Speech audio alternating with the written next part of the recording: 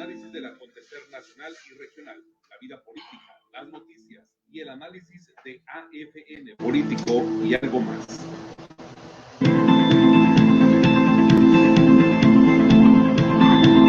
Es momento del análisis del acontecer nacional y regional, la vida política, las noticias y el análisis de AFN político y algo más.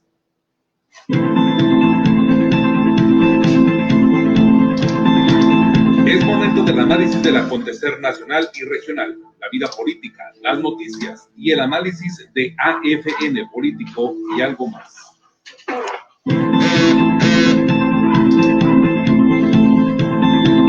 Es momento del análisis del acontecer nacional y regional, la vida política, las noticias y el análisis de AFN político y algo más.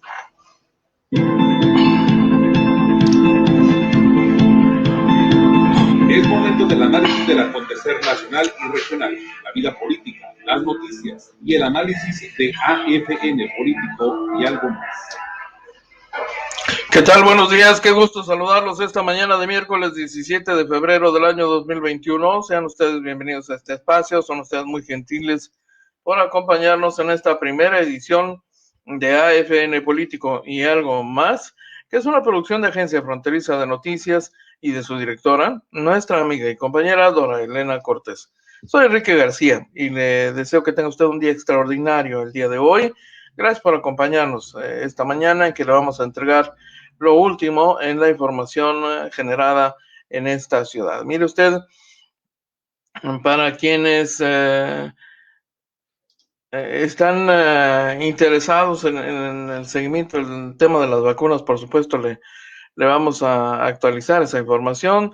Le comparto también que el Congreso del Estado ha dado una fecha límite al gobierno municipal de Ensenada para que termine el proceso de entrega al gobierno, al nuevo gobierno de San Quintín, pues de todo lo que le correspondería. Esto es personal sindicalizado de base o personal sindicalizado particularmente,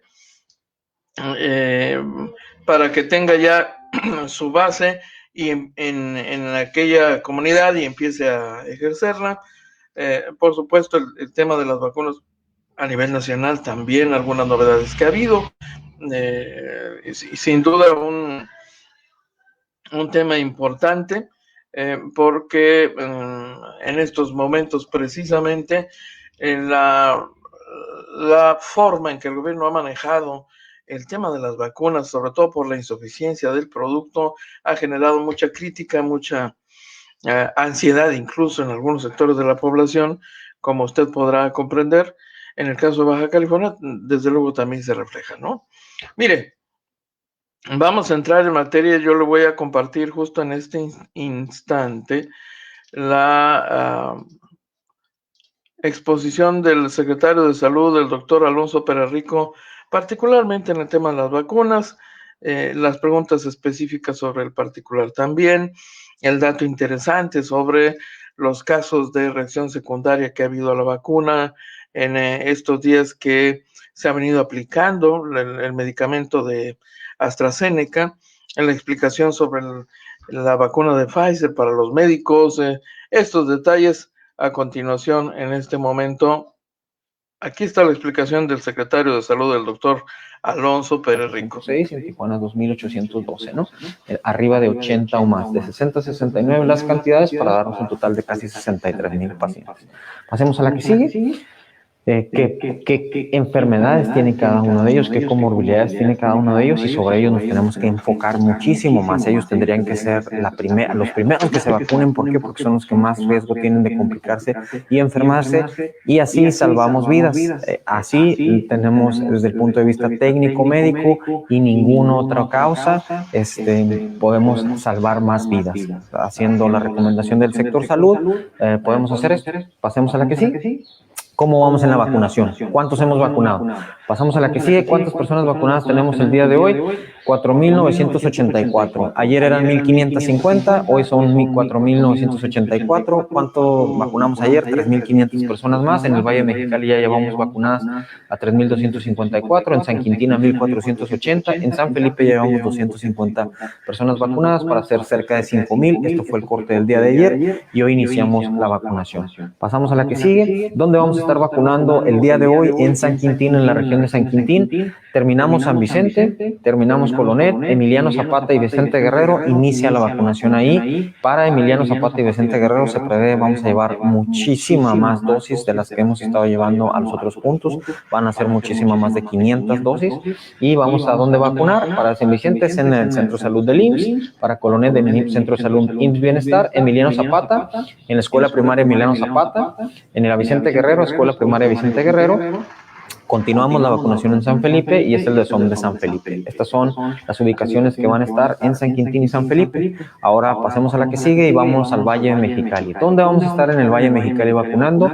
En el Ejido Nuevo León, Benito Juárez, Guadalupe Victoria, Vicente Guerrero Algodones, Venustiano Carranza, Santa Isabel, Durango, Caps Morelos, Colonia La Puerta y Ciudad Coahuila. Estas son las ubicaciones en el Parque Nuevo León, el Caps kilómetro 43, secundaria Juan Escutia, secundaria 7, Centro de Salud, Reacomodo, Santa Isabel, Parque Durando, el Caps Morelos, Parque Nayarit y Cobach Coahuila.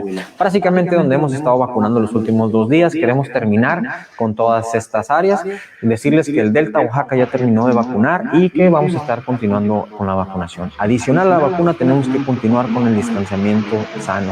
Distanciamiento social tiene que prevalecer, 4 metros en espacios públicos, 2 metros en espacios sociales, lavémonos las manos con agua y jabón, hacemos estornudo en etiqueta, si tenemos síndrome de COVID, acudir a nuestro médico y o módulos respiratorios del Instituto Mexicano del Seguro Social y siempre traer nuestro cubrebocas.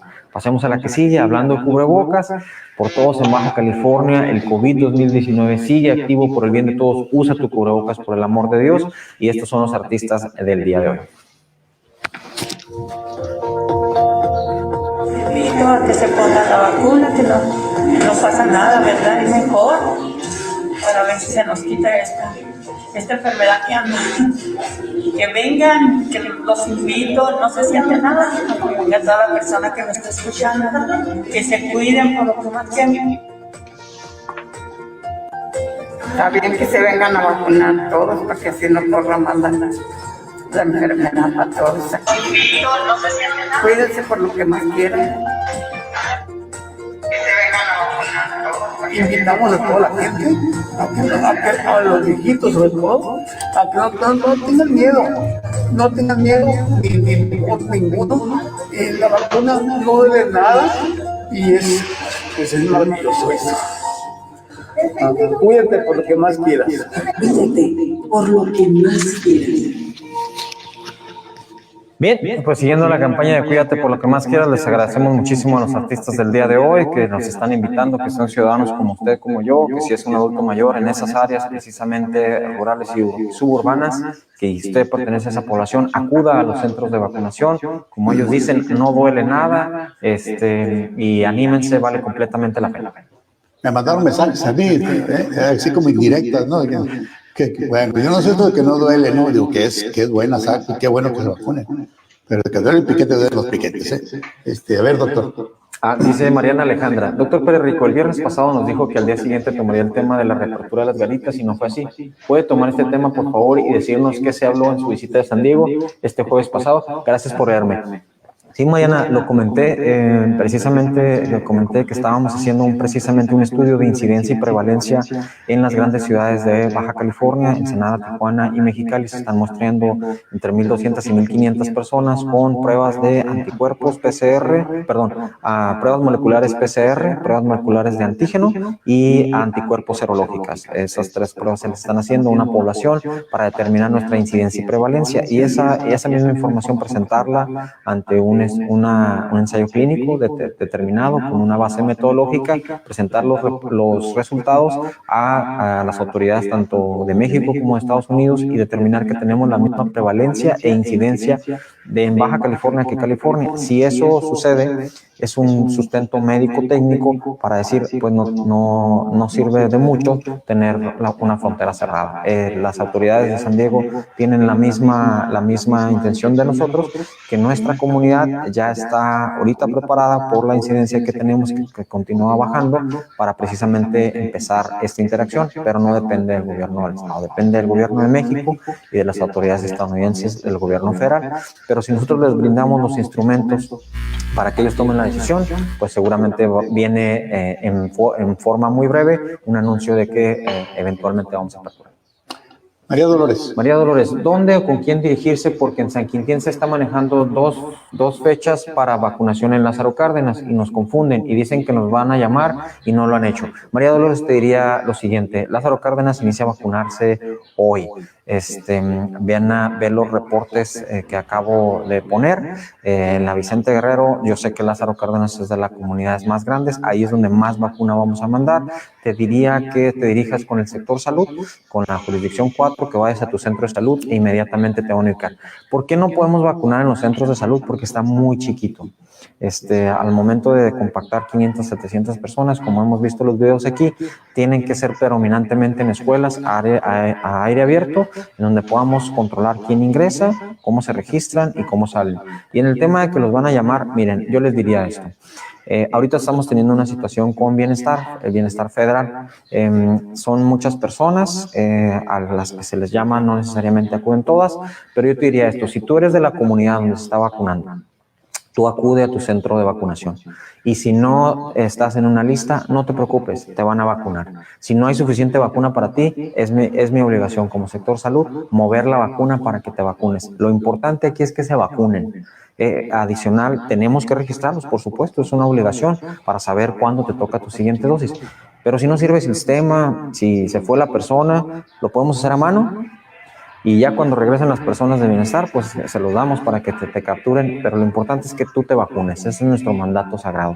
Igualito que lo hicimos con los hospitales, los sistemas no funcionaban, pues no íbamos a parar la vacunación. Lo hicimos a mano, vacuné a todas las personas y cuando llegaron los de bienestar, pues aquí están sus papeles para que empiecen a capturar.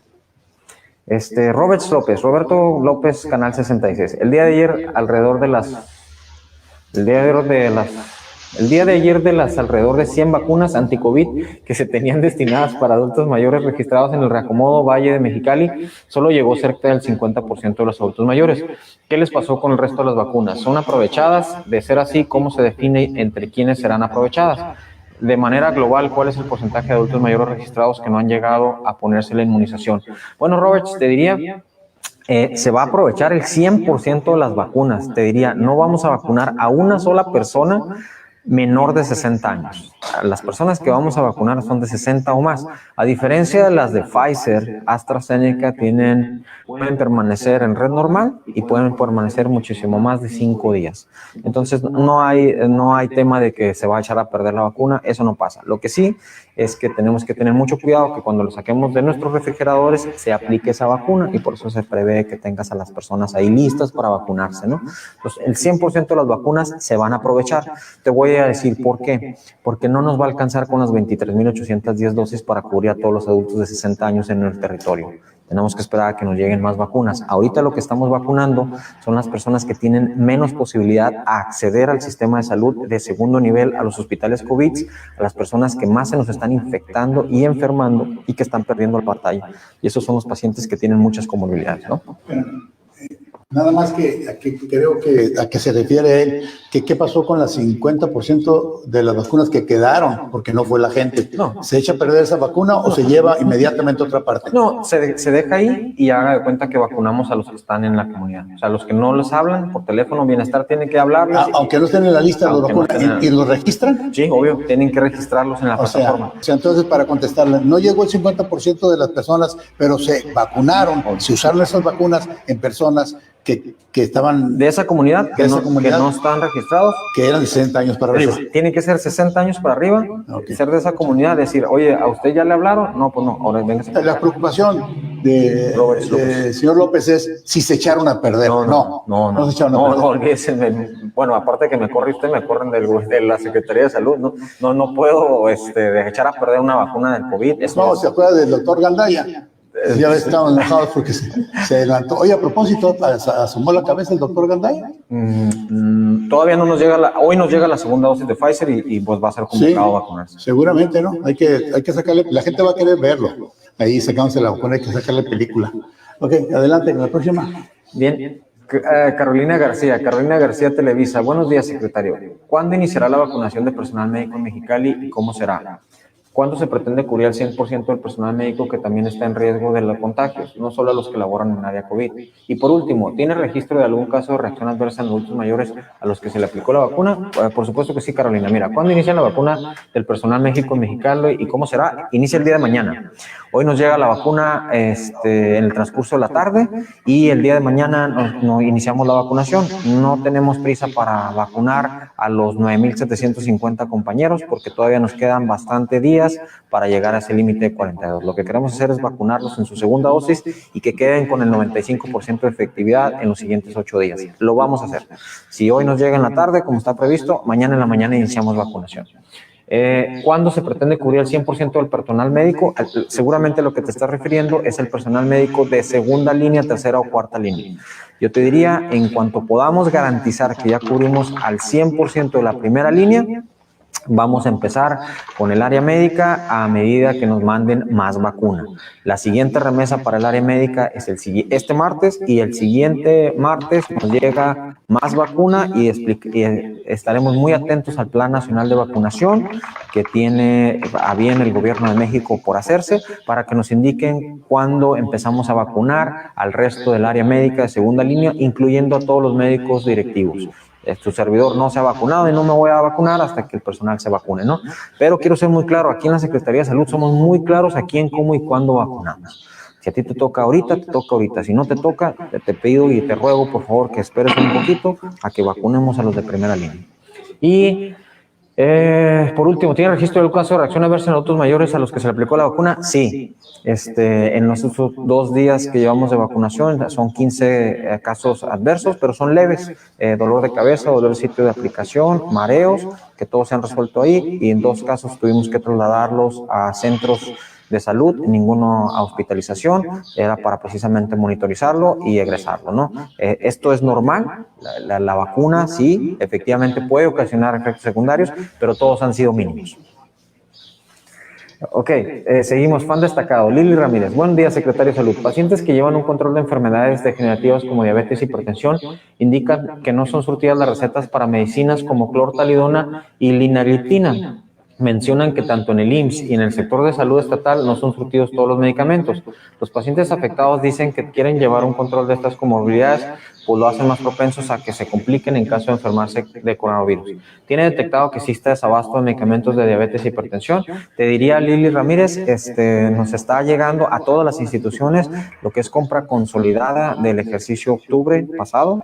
Nos va a llegar ya al estado de Baja California, a todos los estados, un surtimiento importante de medicamentos antihipertensivos e hipoglicemiantes.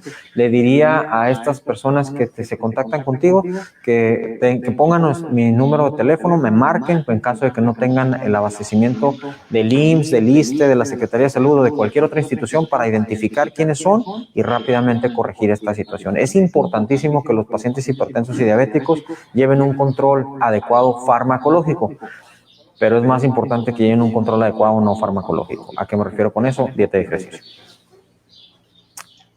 Dice Mac Amador, ¿por qué Pfizer a México y AstraZeneca? ¿Por qué Pfizer a médicos y AstraZeneca a la población? Gracias. Bien sencillo, Mac Amador, porque Pfizer la vamos a poner ahorita al 100% de la primera línea de los que vacunamos a la primera remesa que nos llegó. La siguiente remesa que nos va a llegar, que son 490,000 dosis al país de México, se van a dividir entre el área médica y el área del adulto mayor. Quiero comentarte algo. AstraZeneca, Pfizer, Sputnik, eventualmente CanSino y Sinovac, seguramente vamos a estar vacunando a los adultos mayores con todas esas vacunas. Entonces no es de que Pfizer para los médicos y AstraZeneca los adultos mayores, no. Tiene que ver con la disponibilidad de la vacuna. Estas 2 millones de dosis que se le prometieron a México, que ya llegaron 800,000 de AstraZeneca, se determinó que eran para los adultos mayores, y cuando nos llegue el 1.2 millones también va para adultos mayores, pero las que nos empiecen a llegar de remesa de Pfizer, que son 400,000 a la semana, se va a dividir entre médicos y luego se va a ir a los adultos mayores. Eso es una realidad. Bueno, pero la realidad es que la razón por la que los médicos Pfizer es porque son los primeros que llegaron. Así. Entonces se les puso a los médicos y se les tiene que volver a poner a ellos la misma vacuna. Obvio. O sea, no, si hubiera llegado hasta AstraZeneca primero, se hubiera puesto eso a los médicos. Pero llegó esta y no se les puede poner a las dos diferentes, ¿verdad? Así es, todavía no está autorizado. Están habiendo muchos estudios donde se están combinando porque va a haber un desabasto mundial de las vacunas y quieren ver si se pueden mezclar, pero todavía no está autorizado. Pero fue por el hecho de que las primeras fue para el frente de batalla y fue la Pfizer. Y luego llegó la AstraZeneca. Esa fue la razón, nada más. A ver, tenemos que ir una última. A ver si me puedes ayudar con... Bien, Rubén Obando, buenos días, gobernador. Francisco Paco Rueda y segundo del exgobernador panista Kiko Vega afirma que las denuncias de su gobierno contra Kiko y funcionarios panistas solo son cortinas de humo. Gobernador, ¿quién fuera el cerebro de cuánto trinquete se hizo en la administración pasada y el exsecretario de gobierno reaparece hoy envalentonado y señalando que su gobierno le falla a Baja California? Gobernador, ¿qué opinión le merece estas declaraciones viniendo de quien fue denunciado como Rueda Gómez por la UABC ante la falta de entrega de casi 1.600 millones de pesos en la universidad y acusado por los delitos de peculado, abuso de autoridad y coalición de servidores públicos de la pasada administración? ¿Cuál sería la verdadera razón por la que el exgobernador Vega de la Madrid lo sostuvo tanto tiempo, cuando hasta los mismos panistas pedían su salida? Por sus respuestas, gracias, gobernador, y un saludo a la distancia. Bueno, compañeros en crímenes, ¿no? Obviamente se defienden. ¿Con qué calidad moral puede decir un gobierno que desfalcó, que de cierto todavía el exgobernador anda a salto de mata, que ni los mismos panistas han podido defender y ni lo incluyen en sus eventos, en las participaciones, no como exgobernador, sino como militante del partido? Lo tiene completamente vetado y por ende también este personaje oscuro, que realmente fue el que operó todas estas maniobras con el exgobernador, ¿no? Por cierto, también anduvo desaparecido, nomás que aparecen de repente y luego se desvanecen. Pero con respecto a lo de la que señala que es cortina de humo, bueno, nosotros ya se cateó su casa, ya se le encontraron cosas muy importantes, por cierto. Inclusive con este dato. La señora del exgobernador ya quiere regresar el dinero. Está pidiendo que se le dé la oportunidad de regresar el dinero que se había robado. O sea, hay muchas cosas que por el hecho de que es una investigación que lleva todavía en proceso, no sé, pero ha habido mucho avance. Entonces, este caso es ignorar a las gentes que han sido repudiados y son repudiados ahorita por la comunidad. Así de que ese es mi comentario con el señor Rueda, que obviamente disfruta del nepotismo, ¿no? Buscó para que cuando se fueran, su esposa fuera senadora para buscar protección. Pero en fin, esa es la calidad moral, así que no nos preocupa mucho, es más ni tantito, lo que diga el señor Rueda. Creo que es la última. Pues muchas gracias. Bueno, entiende usted. Qué interesante. Esto es de lo último del reporte del gobernador hace algunos momentos, que ha finalizado su exposición. De lo rescatable, el dato revelador de que la esposa del exgobernador Francisco Vega de la Madrid estaría buscando regresar dinero. Quiere.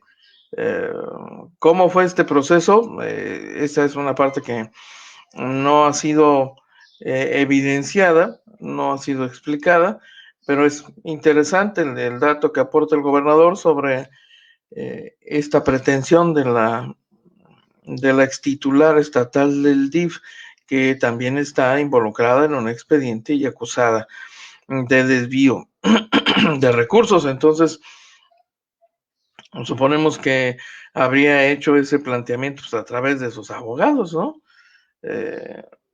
Pero es revelador ese dato, sin duda lo es. El otro tema es el de Lord Molécula, ¿eh? El Lord Molécula de Baja California es este hombre ex asesor del alcalde panista Juan Manuel Gastelum Buenrostro, el Patas Gastelum. Le recuerdo que fue asesor de la presidencia. Bueno, estuvo en la nómina de presidencia, pues, con Juan Manuel Gastelum Buenrostro. Este hombre que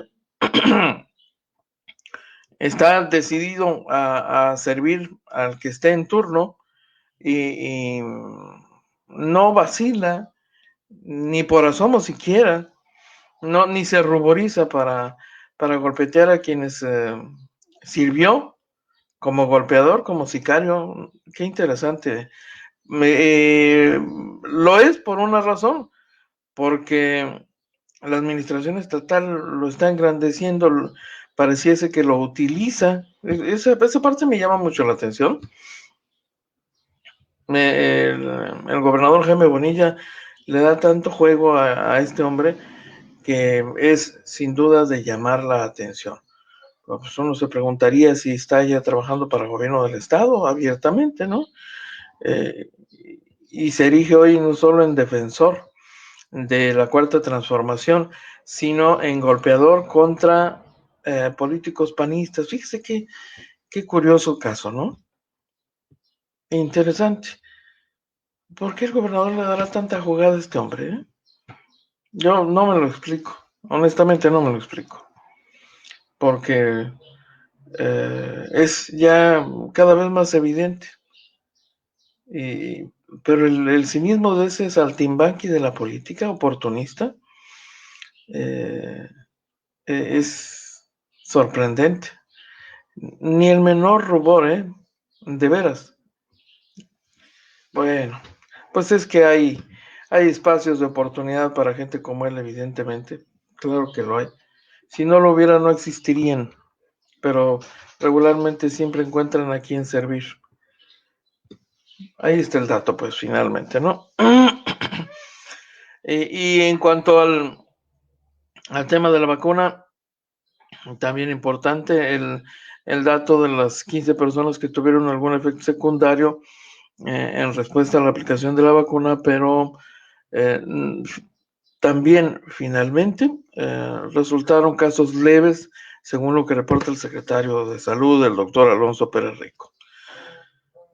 Yo saludo, si me permite usted, a don Alfonso Mitre, que nos acompaña esta mañana. Muchísimas gracias, Alfonso Mitre. Antonio Carpio, buenos días, bienvenido. Dora Montaño, ¿qué tal? Bienvenida, buenos días. José Luis Zelaya, gusto de saludarte, José Luis. John Espinosa también nos acompaña esta mañana, gracias. De acuerdo con el doctor Pérez Rico, somos un área común, San Diego, Tijuana. Postdata 1, quiero ir al arroz. Ese Toño Carpio, cosa seria. Leti Flores, qué gusto saludarla, bienvenida. Veo que hay luto en su familia. Qué lamentable. Cualquiera que haya sido el asunto, el incidente. Rosa Watts, bienvenida. Buenos días. Francisco Montiel también. Un placer. Bienvenido, Francisco. ¿Quién más anda por aquí? Heriberto Herrera, Enrique Hernández, sí, Sandra Antillón, Juan Cabuto, Marcos Mauricio Magaña, José Pastroncoso Espinosa. Bienvenidos todos. ¿Quién más? Bueno, gracias por los comentarios, también gracias por los datos que nos están haciendo llegar en este momento para darles un seguimiento, por supuesto.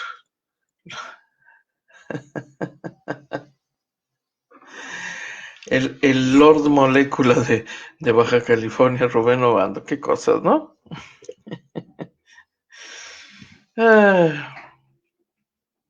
Hábil, ¿no? sabe cómo llamar, cómo ponerle temas al gobernador, que sabe que de inmediato los va a agarrar, ¿no? En fin, cosas de la vida.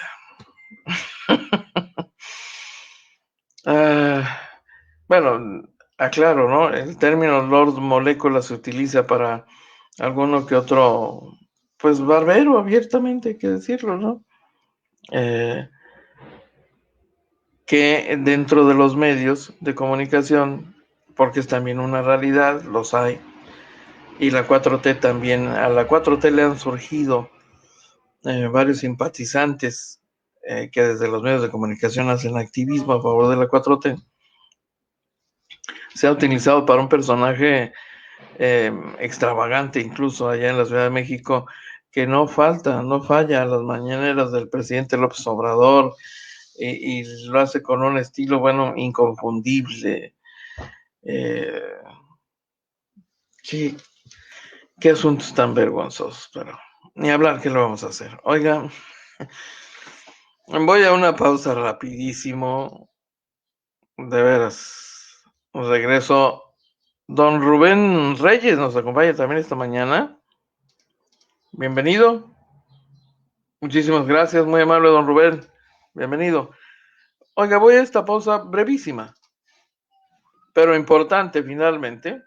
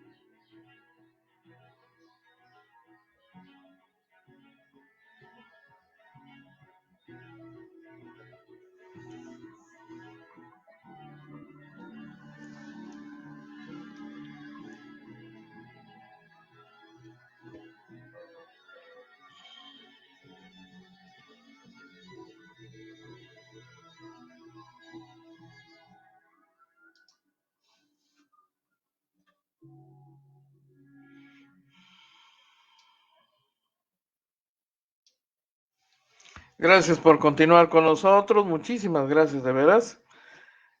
Déjeme compartirle esta información que le habíamos anticipado, porque mire, en el caso de San Quintín, finalmente los diputados locales han aprobado en sesión la fecha definitiva, la fecha límite al gobierno de Ensenada, que por alguna razón que no ha sido abundantemente explicada, no termina de entregar las cosas a lo que es el nuevo gobierno municipal es consejo, en el caso de San Quintín, ya es otra ciudad, es otro ayuntamiento, es otro municipio, es el nombre correcto para la demarcación, pero el gobierno que encabeza el señor Ayala no termina de entregar las cosas a San Quintín.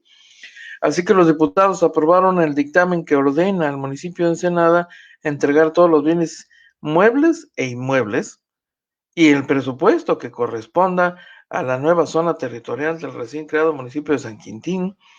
El gobierno de Ensenada, en base al decreto 46 aprobado por unanimidad, tendrá a más tardar el día 31 de marzo del 2021 como fecha final para terminar la entrega-recepción.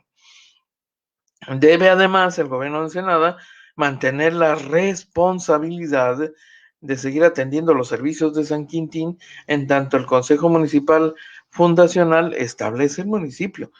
Es un proceso lento, más cuando se empieza desde cero prácticamente.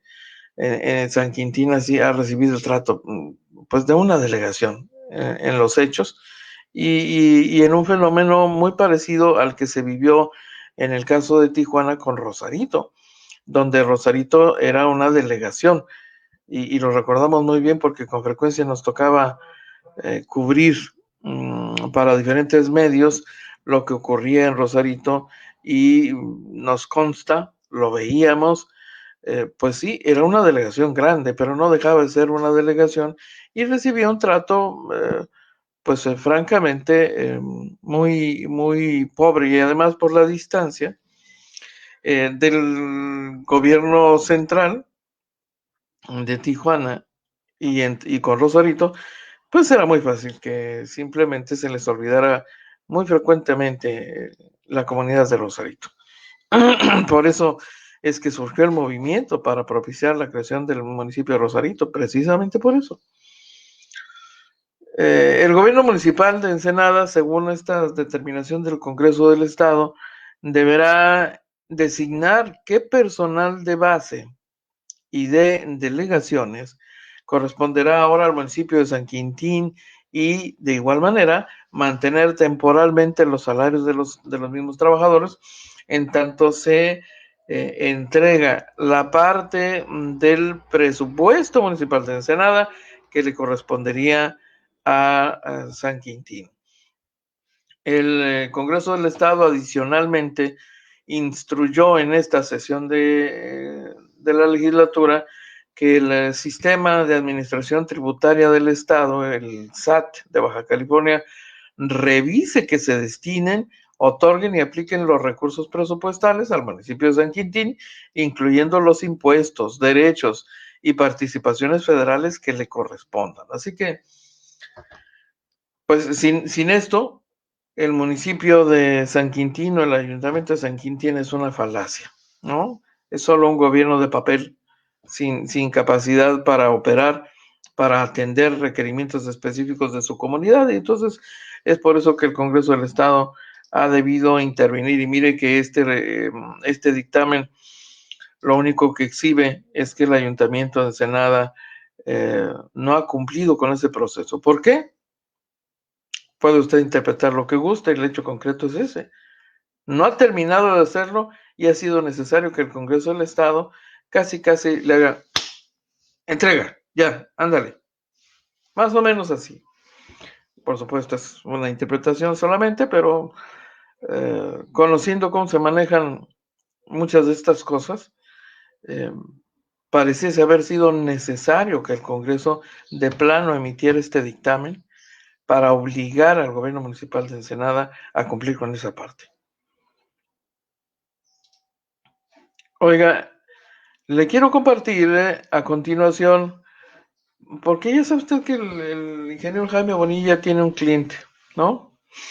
Al que le da marcaje personal es el gobernador Jaime Bonilla sobre el ex gobernador Francisco Vega de la Madrid con el tema del agua y del adeudo que tiene en su casa. Es un tema que ha estado tocando de manera reiterada, pero sigue siendo tema porque inexplicablemente no se ha procedido en contra del exgobernador, a juzgar por los datos que el mismo gobierno del estado nos ha compartido, por ejemplo, en las presentaciones que hace la secretaria de Honestidad y Función Pública, el propio gobernador. Lo que hemos sabido es que efectivamente ni siquiera pagó el agua de su casa y no es una cantidad menor. Pero el dato actualizado se lo comparto en este momento porque hoy precisamente fue abordado. Ya sabe que el gobierno del estado ha decidido abordar cada miércoles con un reporte minucioso la lista de los deudores del agua. Siguen saliendo nombres de empresas conocidas en la lista. Hoy le tocó, entre otros lugares, por ejemplo, a este desarrollo inmobiliario de Popotla Mobile Park, que es un lugar encantador, por cierto. Resulta que también debe dinero, poco más de 5 millones de pesos, algo así, pero el caso del gobernador amerita abordaje especial. Se lo comparto en este preciso instante, porque vale la pena. Porque afectó intereses muy grandes con su sistema. Entonces, es muy interesante que elaborara sobre ese tema. Puede ser un buen tema para una buena biografía. Sí, exactamente, sí. Afectó los intereses de la industria muy grande y curiosamente tuvo un accidente, ¿no? Bien. Pedro, muchas gracias. Muchas gracias, gobernador. Muy ilustrativo, no gracias, cabe duda doctor. que tenemos un secretario de Cultura que sí sabe de cultura. Ahora le quiero pedir a la secretaria de la Función Pública me haga el favor de presentar el reporte junto con FISAMEX sobre el acontecer de esta semana y todos los temas que llevaron a cabo en la CESP. ¿Cómo estás, Vicenta? Muy bien, muy bien. Te paso el micrófono. Gracias. Muy buenos días, licenciada Carolina, ¿cómo estás? Buen día a todos. Abriendo Vamos a fuego empezar con el las tema. empresas que se resisten, como cada semana. Tenemos principalmente al usuario Francisco Arturo Vega de la Madrid con un salón social, presenta agua no contabilizada por una deuda de 2.024.784 pesos. Continuamos. Tenemos a Popotla Home Park, por derechos de conexión, presenta una deuda de 5.714.570 pesos. Siguiente. 2 millones Tenemos de a pesos. Home Depot en diferentes sucursales, un total de 10.451.662 ubicos. Podemos una deuda de 4 millones. Nosotros esa situación en la que ni siquiera por esa mínima cantidad responde a este llamado. Pero vamos a darle seguimiento, vamos A ver. 164.000 y 46.700 metros cuadrados. Por derechos de conexión presenta una deuda de 4.365.107 pesos. Siguiente. Tenemos a Residencial Natura. Continuamos. La visita de campo. Podemos observar que son viviendas de tipo residencial. Continuamos. Pero se le está haciendo el cobro por los primeros 4 años donde no tuvieron facturación. Por agua no contabilizada tenemos un total de 3.777.444 pesos. Un total por derechos de conexión y agua no contabilizada de 5.742.650 pesos. Seguimos. Tenemos un total para todo el estado de 64.238.123 pesos. Sería todo por mi parte. Muy bien, muchas gracias, licenciada. Pues ese es el reporte del Estado.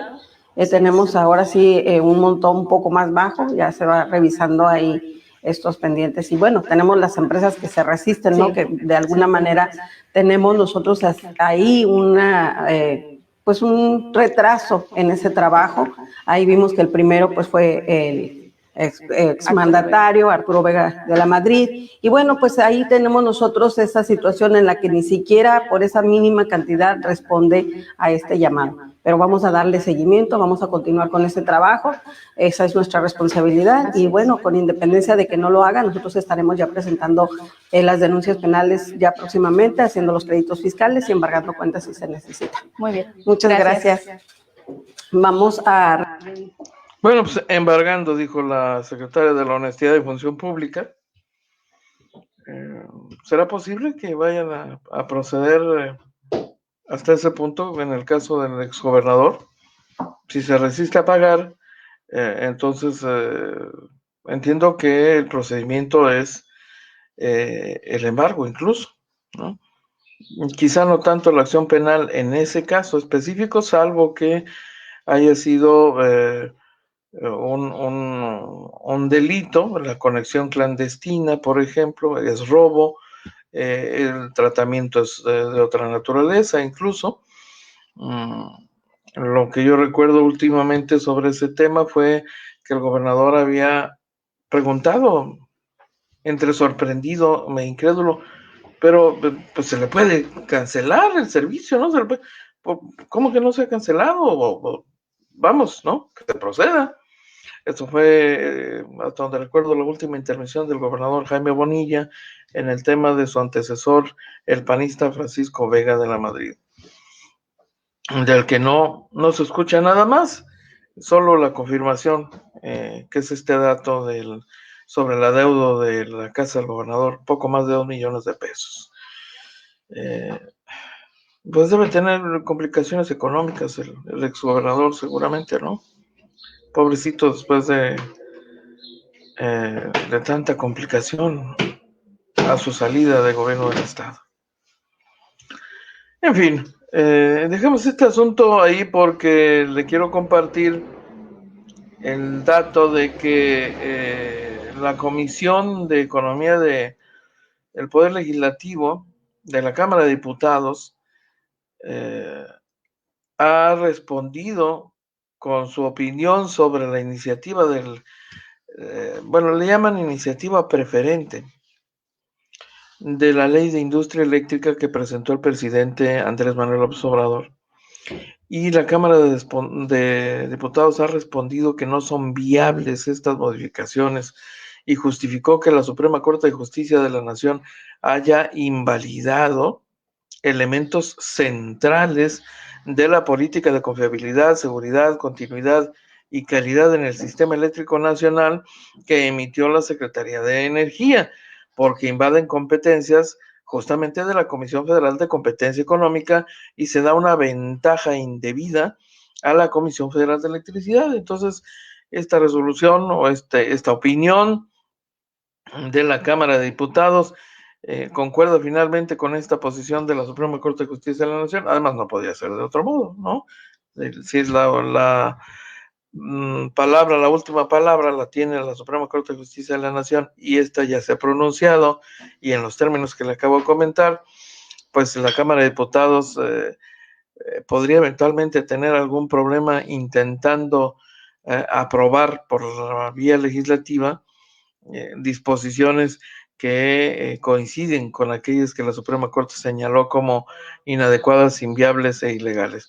El documento será discutido este miércoles en el Poder Legislativo, en la comisión, y en él se considera que no son viables las reformas a la industria eléctrica porque la COFECE, que es la Comisión Federal de Competencia Económica, recomendó a la Cámara de Diputados no aprobar esta iniciativa en los términos que había sido planteada, porque quebranta la Constitución al afectar los principios de competencia, libre concurrencia en la generación y suministro de electricidad. El órgano legislativo, que encabeza, por cierto, el ex subsecretario de Hacienda en la administración de Enrique Peña Nieto, Fernando Galindo, detalla que no se consideran viables porque se violaría concretamente el tratado, el TEMEC, el Tratado Comercial con los Estados Unidos, y el llamado Tratado Integral y Progresista de Asociación Transpacífico, porque el Estado mexicano no debe dar trato discriminatorio a los inversionistas extranjeros y nacionales, pues está prohibido que el Estado genere condiciones anticompetitivas en una nueva resolución que, aunque está a nivel de dictamen en comisiones, seguramente se aprueba y así hasta ahí llega la propuesta, ¿no? Tiene que pasar al pleno de la Cámara de Diputados, sí, por supuesto, pero ya una vez que ha aprobado la comisión correspondiente, es casi un hecho que el pleno del Poder Legislativo ratifica esta resolución. Así que pues es una bofetada al Ejecutivo Federal con su proyecto de reforma eléctrica de manera específica. Y en el tema de las vacunas, fíjese que el Reino Unido ha autorizado infectar con COVID-19 a voluntarios sanos para probar los fármacos. Voluntarios de entre 18 y 30 años serán inoculados de manera segura y controlada para determinar en una primera fase la cantidad mínima de virus requerido para que se genere infección, lo que facilitará después probar vacunas y fármacos. El ministerio dice que el Reino Unido será el primer país del mundo que efectúe este tipo de estudios en esta pandemia después de que hayan sido aprobados por un comité de ética. A partir de marzo, en torno a 90 voluntarios de entre 18 y 30 años que serán compensados por su participación, serán inoculados de forma segura y controlada, dice la autoridad. En una primera fase, la cantidad mínima de virus es requerida para que se genere infección y que esto facilite la prueba, la dichosa prueba. Cuando se haya determinado ese dato, la intención es aplicar las vacunas a un grupo pequeño de voluntarios para darle el seguimiento y ver la reacción inmune y que esto sirva para, dice Reino Unido, para afinar y acelerar los ensayos de los preparados a mayor escala. Interesante esto. de lo último que se está presentando, por cierto. Y en el tema de los apagones aleatorios, continúan, esta vez afectando a cerca de 26 estados de la República, fíjense, 26 estados de la República, los afectados, no eran 12, finalmente ha sido mayor la cifra. El dato lo confirma la propia Comisión Federal de Electricidad, y estos apagones aleatorios, como se les ha identificado, pues han afectado a casi 3 millones, poco más de 3 millones de habitantes en esas entidades.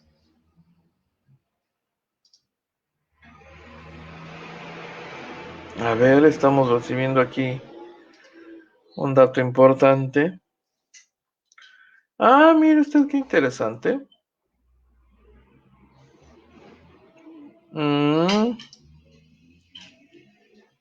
Esto es doblemente interesante por lo que le voy a compartir a continuación. Mire, ya sabe usted cómo es el ingeniero Jorge Hangron. Extravagante, no sé qué calificativo le puede aplicar mejor. Pero, pues sí, extravagante, ¿no? Son estos gustillos que se pueden dar las gentes de dinero que están más allá del bien y del mal, porque regularmente no le rinden cuentas a nadie, no le deben a nadie, o por lo menos no sienten una obligación con nadie más, no les interesa en lo más mínimo ni explicarse, ni disculparse, ni cuidar lo que dicen. Ejercen su libertad de decir lo que piensan como les da la gana, ¿no? Pues ellos tienen su burbuja y su mundo aparte. El caso del ingeniero Jorge Hangron, sin embargo, ha sido distinto, porque se metió a la política. Y aunque aún en esa circunstancia ha intentado, a veces sin éxito, ser cuidadoso, lo cierto es que no le preocupa tanto lo que piensen de él. Por eso, en sus primeras incursiones en el mundo electoral, y lo vimos en la campaña para gobernador, para presidente municipal, decía lo que le daba la gana sin importar las consecuencias y tampoco se disculpaba. Si acaso explicaba sus expresiones, pero de ahí a disculparse había un trecho considerable. Bueno, yo le quiero decir que el ingeniero Jorge Hangron se está disculpando este día ante la Comisión Nacional de los Derechos Humanos.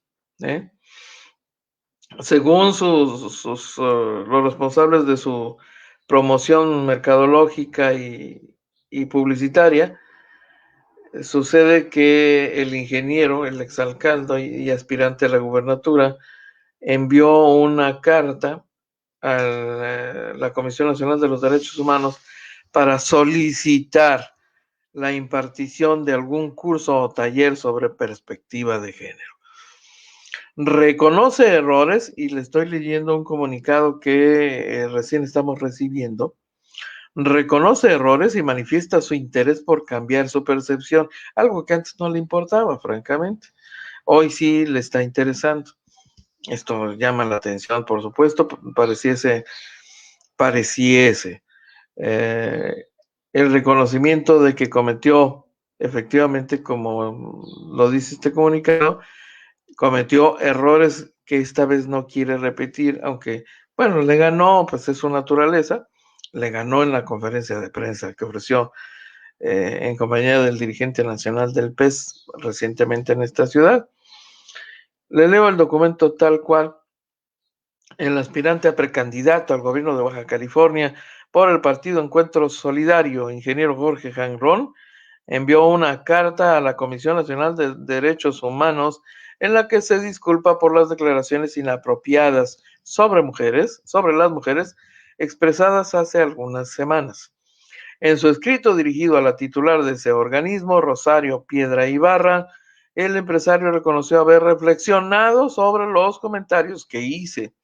He platicado con familiares, amistades, y entendí que he normalizado conductas e ideas preconcebidas y lamentablemente trascendidas sobre la mujer. Es claro que estos roles y estereotipos las afectan en extremo. Me doy cuenta de ello y no quiero seguir repitiendo un patrón tan perjudicial en la sociedad. En la carta manifestó su interés de solicitar asesoría a la Comisión Nacional de Derechos Humanos sobre algún curso de sensibilización, taller, capacitación o plática que ayude en su proceso para construir nuevos aprendizajes que le permitan mejorar su actuar y reflexión.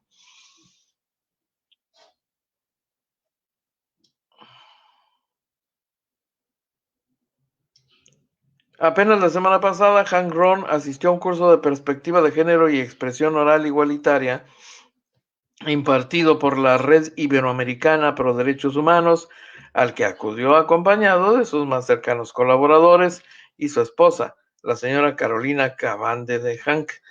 Sobre el particular, el empresario destacó el aprendizaje y actualización de un tema tan sensible como las mujeres y sus libertades. Dijo también que reconoce errores y está en la mejor disposición de no incurrir en comentarios que agravien. Reiteró que para él la mujer representa lo más valioso, y la frase textual, simplemente porque sin ellas no hay vida. Cierro comillas.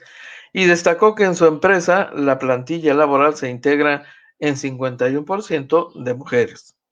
Finalmente, el empresario destacó que los casinos de su propiedad, otra vez comillas, son los únicos en México certificados como lugares seguros para las mujeres. Estoy convencido de que ello es una clara muestra del respeto que me merecen, concluyó el ingeniero Jorge Hank Ron en este comunicado que hemos recibido en este momento y que le comparto por lo que puede significar, ¿no?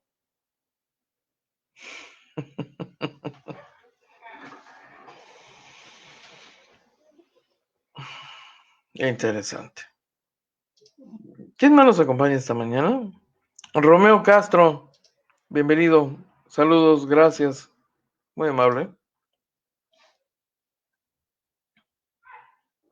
Melody Azul también, Jorge Robles Contreras Jr., Juan Cabuto también,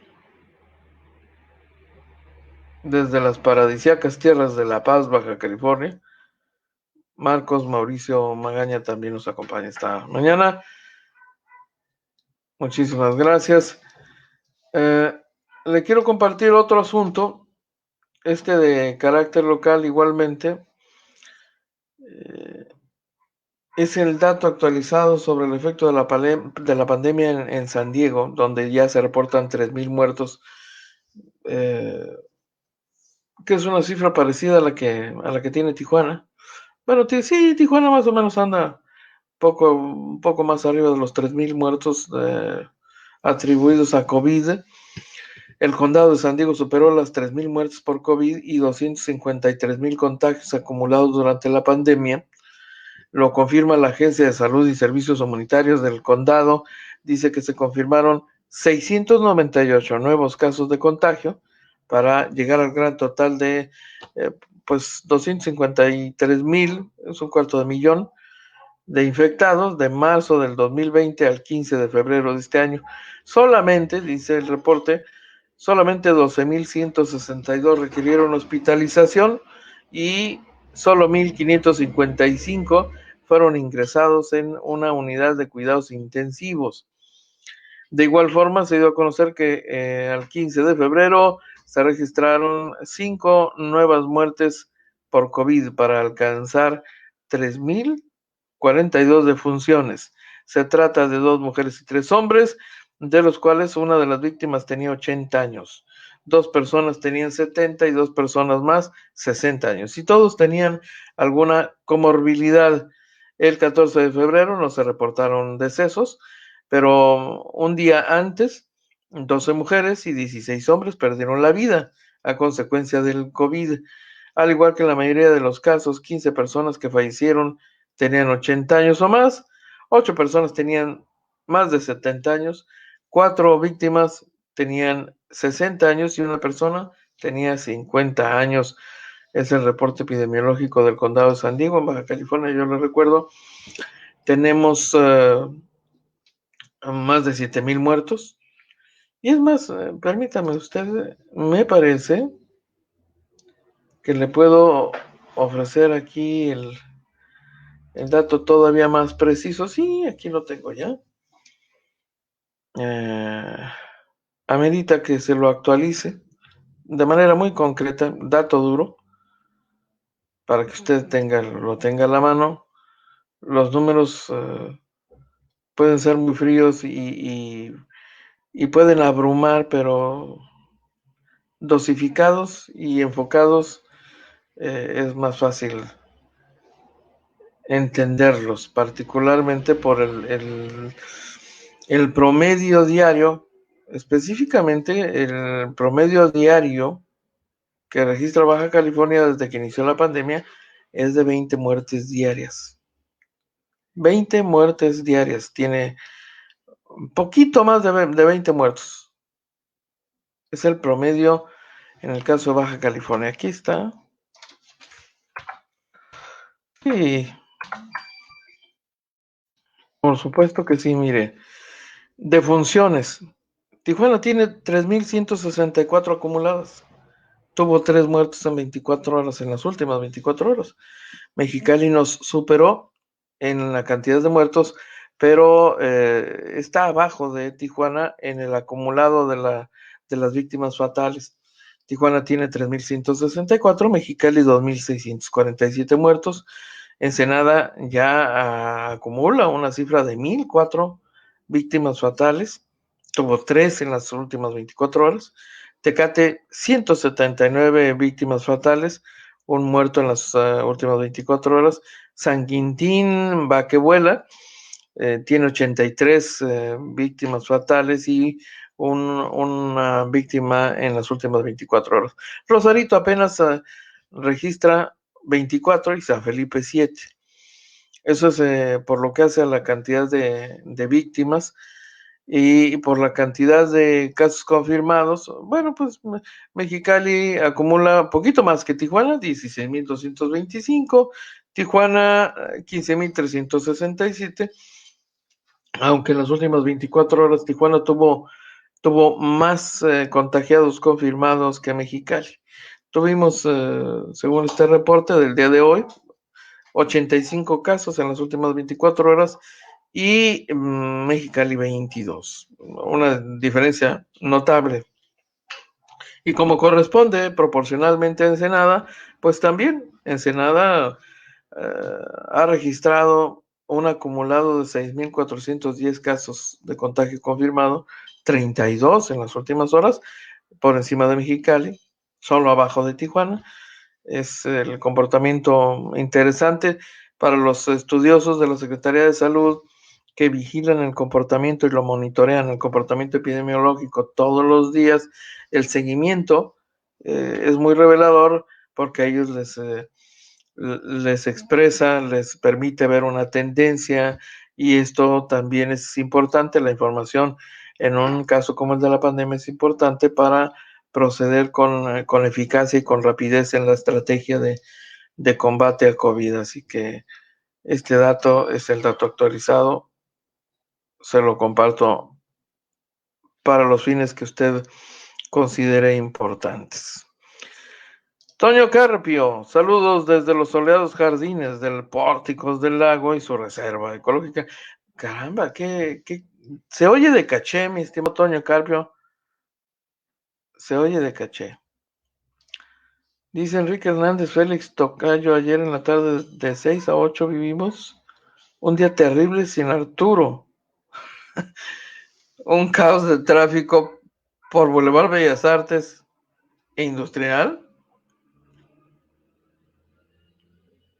De 6 a 8 vivimos un día terrible sin Arturo González Cruz.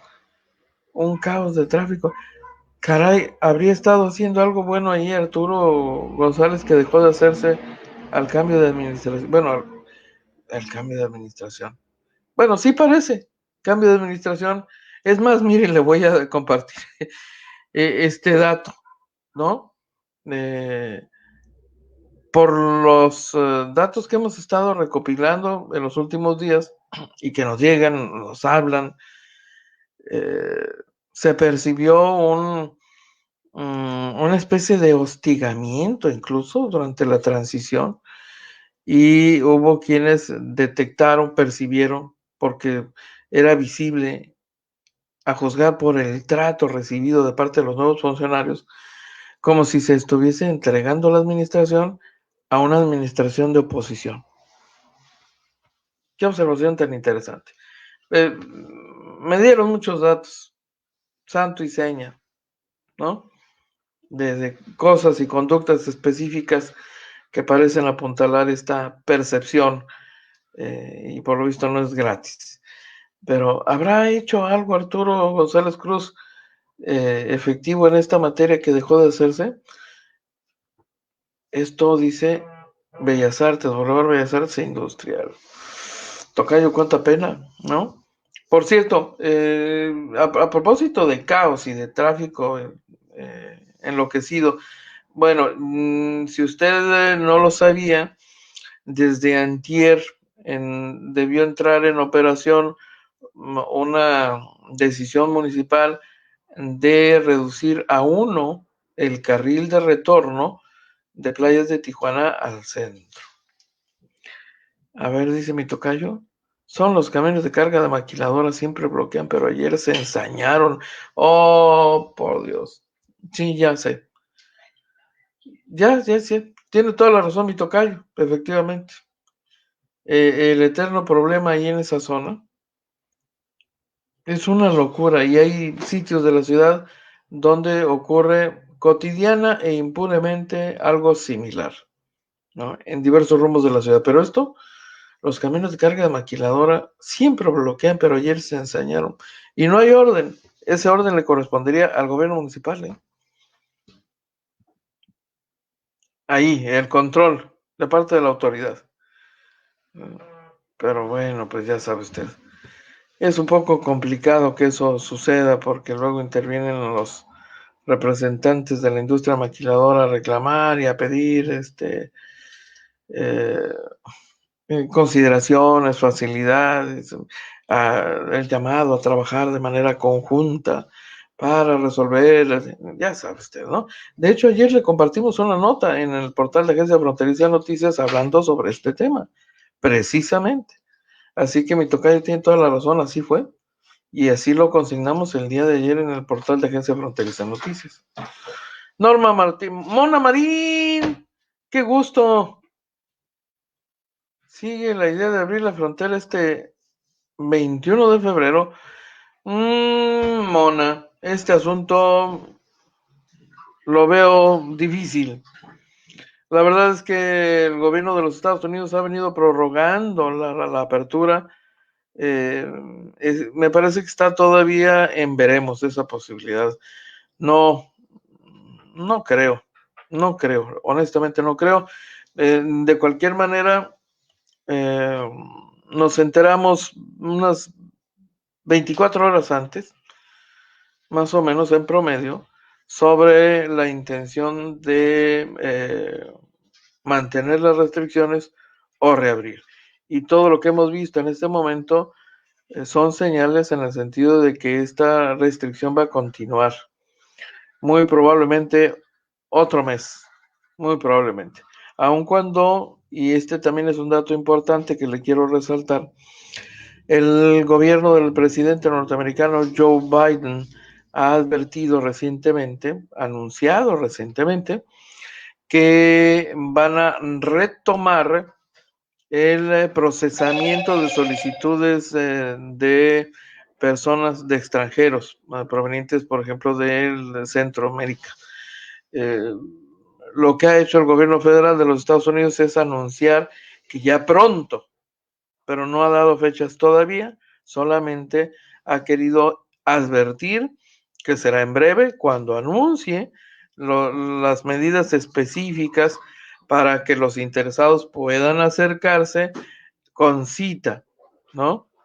Esta es una disposición que recién se ha anunciado, quizás hace una semana más o menos, coincidentemente con la decisión del gobierno de Joe Biden de cancelar cualquier apoyo para la construcción del dichoso muro de Donald Trump, eliminar esta categoría de emergencia que se había aplicado en el gobierno federal norteamericano para justificar los controles en la frontera, justificar lo de la construcción del muro, fueron desechadas, fueron eliminadas, y en razón de esto el gobierno de Joe Biden comienza a distender la situación en la frontera, pero a la parte relativa al control en los cruces derivado de la pandemia todavía está sujeto al comportamiento epidemiológico. Aquí estamos ya en naranja, aunque el gobierno federal nos tiene en semáforo pues prácticamente amarillo, pero el gobierno del estado por lo pronto nos mantiene en color naranja, y como está el proceso de vacunación apenas, seguramente van a tomarse otro mes antes de considerar la idea de flexibilizar el cruce fronterizo, Mona. Me da mucho gusto saludarte, Mona.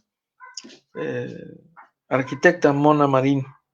Un saludo, también saludos a tu esposo, Jorge, restaurador de origen cubano, un restaurador con reconocimiento internacional. Tuvo a su cargo los trabajos de restauración del cine, del teatro del Centro Mutualista de Zaragoza. Trabaja en un proyecto muy interesante.